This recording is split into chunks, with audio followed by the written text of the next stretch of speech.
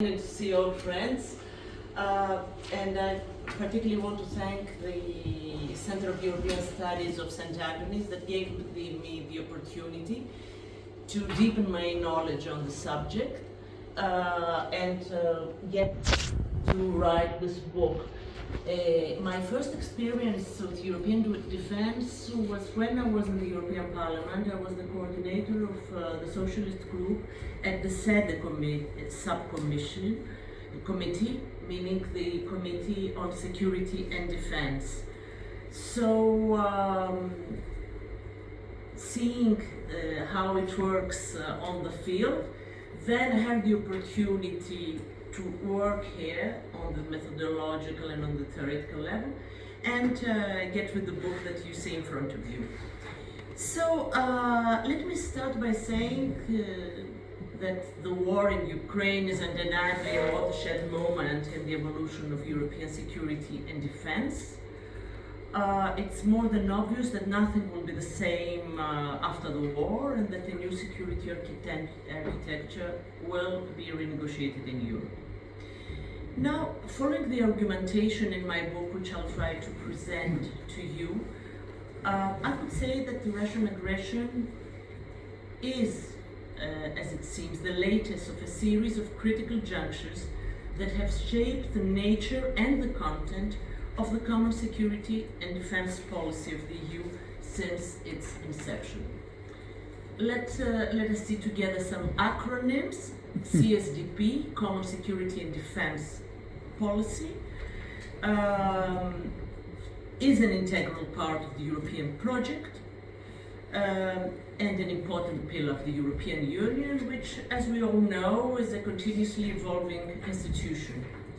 CSDP was created in 1999, initially under the name of European Security and Defense Policy. And since the beginning, the objective was not collective security per se, as the collective security in the EU was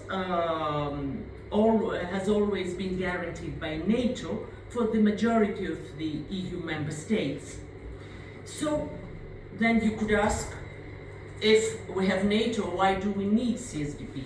CSDP, the aim was to provide the EU with the military capabilities that in the long run would permit the Union to become a global actor and a security provider for its neighbors.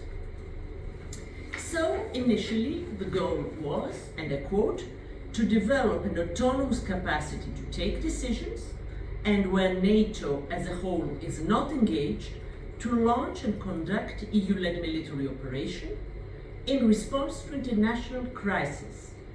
This is what the European Council has acknowledged. So it's not collective defense, it is to stop the crisis around Europe to reach the EU. At the same time, a civilian component of this policy was also developed, so that starting in 2003, the EU was able to launch military and civilian missions and operations. And it's interesting that the first ones were sent to the Balkans after the Yugoslav crisis. So until today, CSDP has had more than 40 missions and operations. Today we have 23, 10 military and 12 civilian. And the latest military operation is the EU NAVFOR Aspides, from the Greek word shield, which takes place in the Red Sea. It's a defensive military operation to stop the attacks by the Houthis. And contrary to the NATO operation in the same region, it has it's not an aggressive operation. It's just a defensive operation. So even if we have